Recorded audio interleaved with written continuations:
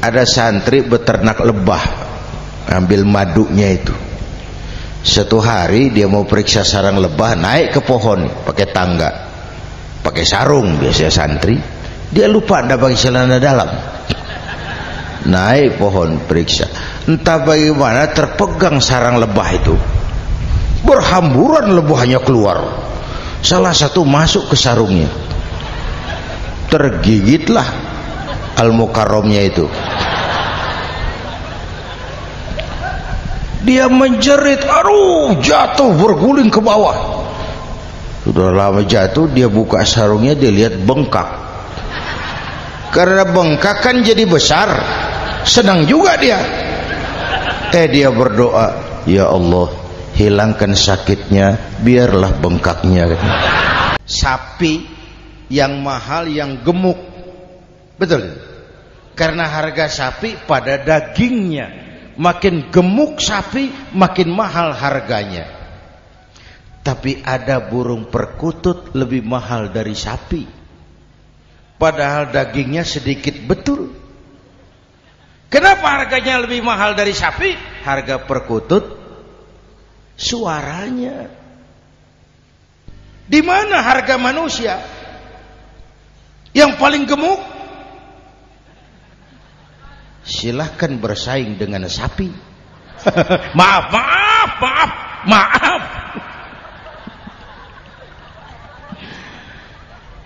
Inna akramakum indallah atqakum. Burung beo bisa ngomong dikit banget. Assalamualaikum. Assalamualaikum. Beo ngerti kagak, fasih kagak. Assalamualaikum. Assalamualaikum. Beo tuh. Assalamualaikum. Assalamualaikum. 1 juta. Beo. Assalamualaikum. Assalamualaikum. 1 juta. Beo. Beo. 1 juta. Ustadz yang ngajar kita di pengajian, assalamualaikum, cakep banget, nerangin kitab selembar meniran mulut, pulang 16.000. Lah, udah gitu sendalnya hilang lagi. Bangpak bener.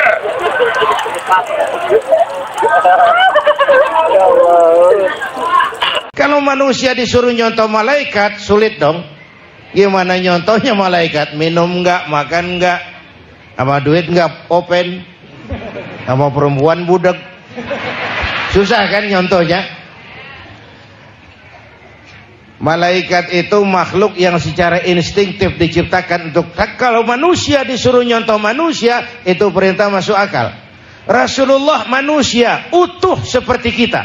Kalau manusia diminta mencontoh manusia, itu perintah masuk akal. Satu hari kampung saya kebanjiran, air masuk ke rumah. Saya ribut, ini masih zaman ada engkong saya. Engkong, tahu engkong? Kakek. Saya teriak, kong, banjir kong. Kata engkong saya, biarin, bukan salah air, habis salah lo. Salah kita bagaimana kong? Lo tempat air lo tempatin.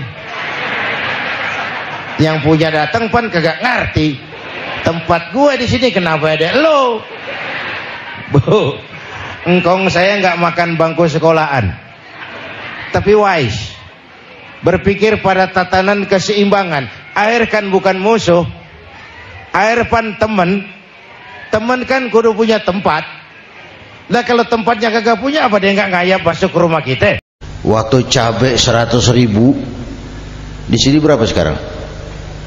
Sama ya. Waktu cabai mahal, ada pejabat bilang, rakyat suruh nanam cabai aja di halaman rumahnya. Ini kan nggak solutif dan nggak cerdas. Cabai naik, rakyat suruh nanam cabai. Nanti beras naik, rakyat suruh nanam padi. Yang saya khawatir kalau telur mahal, apa rakyat suruh betelur gitu? Ini kan nggak cerdas dan nggak solutif. Imam harus dipilih. Makmum nggak usah. Coba baca kitab fikih yang setebal apapun, nggak ada bab pemilihan makmum. Nggak usah, makmum nggak usah dipilih. Orang buta boleh jadi makmum, orang bisu boleh jadi makmum, tukang mabuk boleh jadi makmum, tapi tidak tiap orang boleh jadi imam. Imam harus dipilih. Indonesia kita ini besar enggak? 17.000 pulau. Itu belum termasuk Pulau Gadung dan Pulau Gebang. Tambah 2 kalau itu masuk. Masya Allah. Untayan zamrud katulistiwa hijau ranau subur makmur gemah ripah loh jenawi toto tentrem kertora harjo. Perempuan tiang negara, kalau baik perempuan baik negara, kalau rusak perempuan hancur negara. Itu sebabnya waktu ditanya, ya Rasul, siapa yang paling harus saya taati di dunia? Ibumu. Setelah itu siapa lagi? Ibumu. Setelah itu siapa lagi? Ibumu. Setelah itu siapa lagi? Bapakmu. Ibumu, ibumu, ibumu. Bapakmu. Penghargaan kepada kaum ibu. Ibu 3 kali disebut, bapak sekali, ibu, bapak, 1 bapak. Indonesia ini pasar bagus, Pak. Kalau ada nabi, ada aja pengikutnya. Saya heran tuh. Indonesia ini pasar bagus. Ada Ahmad Musaddiq Al-Qiyadah, jadi nabi. Konsultan bulu tangkis jadi nabi. Dapat wahyunya di Bogor. Ditangkap polisi 4 tahun. Muncul lagi di Bandung, namanya Sayuti, tukang cukur, ngaku dapat wahyu jadi nabi, ditangkap polisi lagi 2 tahun. Depan rumah saya itu ada masjid, Pak, pakai beduk seperti itu. Ada teman saya, kiai, pakai beduk masjidnya. Iya pakai. Kan Rasulullah tidak pakai. Tidak memang. Bid'ah tuh. Loh, siapa bilang? Beduk itu bukan agama, itu budaya, tanda masuk waktu. Bukan manggil orang sholat. Manggil orang sholat pakai azan. Tanda masuk waktu, itu hebatnya Wali Songo, pakai beduk. Kalau nggak mau pakai beduk boleh, teriak-teriak juga boleh. Maghrib, maghrib, boleh. Tapi Wali Songo kan bijaksana, pakai beduk saja, sekali pukul 1 desa dengar. Makruh buang air kecil di tanah yang berlubang. Saya protes. Kenapa makruh, Kiai? Pertama, untuk kesehatan. Siapa tahu di lubang yang kau kencingi ada gas beracun. Kalau tidak, Kiai, kalau tidak, maka artinya kau harus melindungi binatang yang ada di dalam lubang. Siapa tahu di lubang yang kamu kencingi ada semut sedang rapat membahas masalah Mesir. Apa dosanya lalu mati dikencingi? Ini namanya rahmatan li semut. Ada orang dititipi jabatan oleh Allah, sombong. Dititipi, sombong. Ada enggak pejabat sombong? Ada. Namanya Fir'aun. Itu pejabat-pejabat sombong anak buah Fir'aun semua. Dititipi harta oleh Allah, jadi orang kaya, sombong. Sama tetangga ndak mau kenal orang lain, kecil semua, jalan ndak injak tanah. Kuntilanak. Kalau kamu jadi imam, ringankan sholat kamu, jangan terlalu panjang. Itu makmum tidak sama kekuatannya. Ada yang tua renta, diri saja sudah gemetar.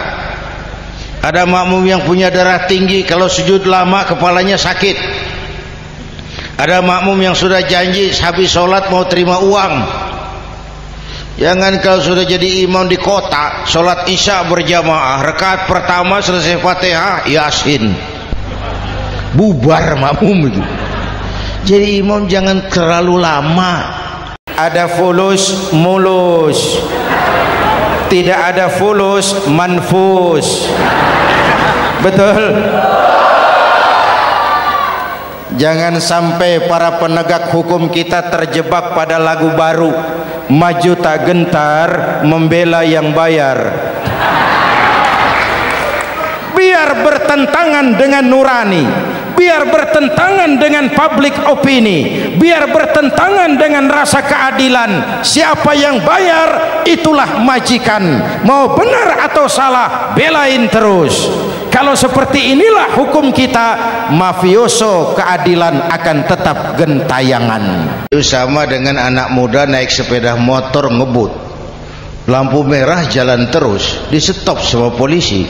Break. Iya pak. Minggir. Siap. SIM ada pak. SNK ada pak. Tahu kau lampunya merah? Tahu pak. Kenapa lewat terus? Saya nggak tahu, ada bapak ini. Itu disiplin kita. Tenang bener jawabnya, kayak orang nggak salah.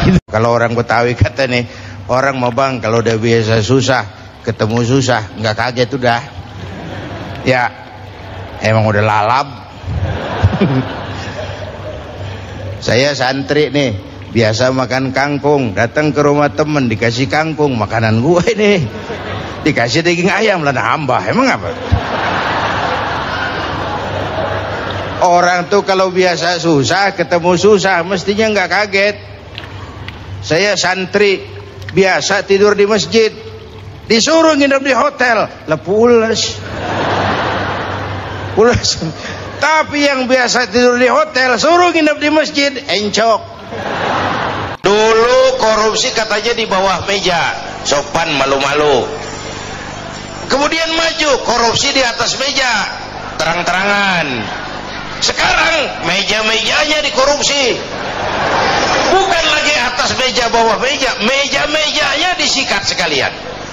Dan celakanya di mana-mana tuh tukang sunat merajalela. Tukang sunat turun ke bawah sunatin, turun lagi sunatin, turun lagi sunatin, nyampe ke rakyat ujungnya doang dikit banget. Kebanyakan tukang sunat.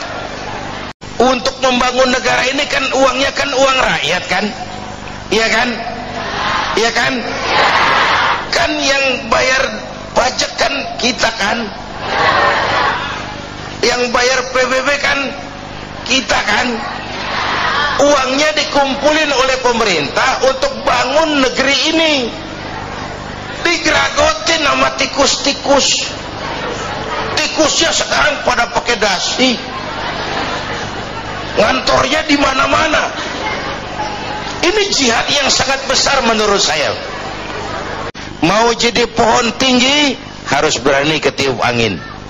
Iya, iya. Takut angin, jangan jadi pohon tinggi, jadi rumput. Nggak ditiup angin, cuman diinjak kebo. Nggak ada perbuatan tanpa resiko. Makin tinggi nilai kepemimpinan, makin tinggi resikonya. Karena itu pemimpin bukan hanya punya konsep, tapi harus berani resiko. Konsep bagus tapi nggak punya resiko, nggak berani ngadepin resiko, ya jalan di tempat pak. Belum pernah kita dengar konglomerat kita korban sapi 300, belum. Atau juga kurus.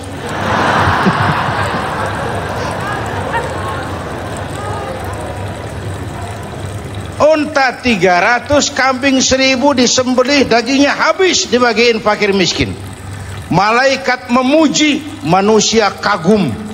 Bukan main Ibrahim ini, kaya berani. Kalau miskin berani umum kepepet. Jenderal mana mau taruhan? Bambu runcing Merdeka ngelawan tank? Ya, ya.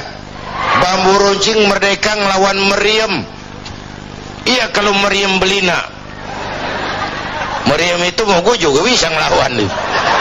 Meriam Belanda, menurut otak impossible, tidak mungkin, mana bisa. Entoh nyatanya kita merdeka. Bapak ibu, ini menarik untuk dikaji. Orang-orang tua kita dulu punya komitmen. Komitmennya sederhana, merdeka atau mati. Satu saat mana yang ma'ruf mana yang munkar jadi remeng. Ya, ini zaman apa sih katanya, zaman orang pada pinter bikin bungkusan, entertain. Ya, orang pada pinter bikin bungkusan, yang ma'ruf kelihatan munkar, yang munkar kelihatan ma'ruf. Ayo udah ngalamin belum saat begitu? Yang jujur dimusuhin. Nah, udah kejadian kan? Yang laporan anak pada nyontek tuh dimusuhin yang jujur. Itu kan yang ma'ruf jadi munkar, yang munkar jadi ma'ruf. Terbalik. Monyet tuh, coba lihat monyet.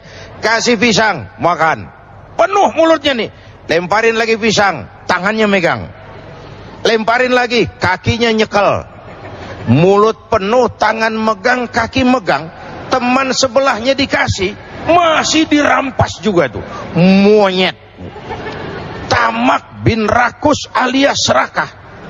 Kan mental-mental begini yang menyebabkan pembangunan tidak berjalan merata nih.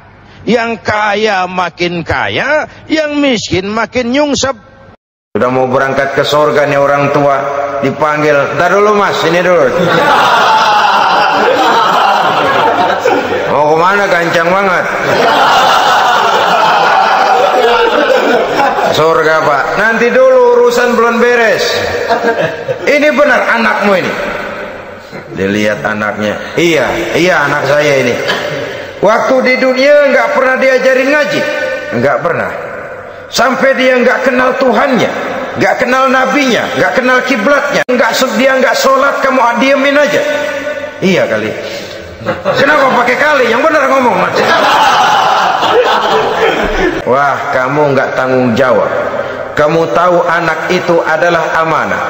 Menyia-nyiakan amanah adalah khianat. Khianat adalah dosa besar.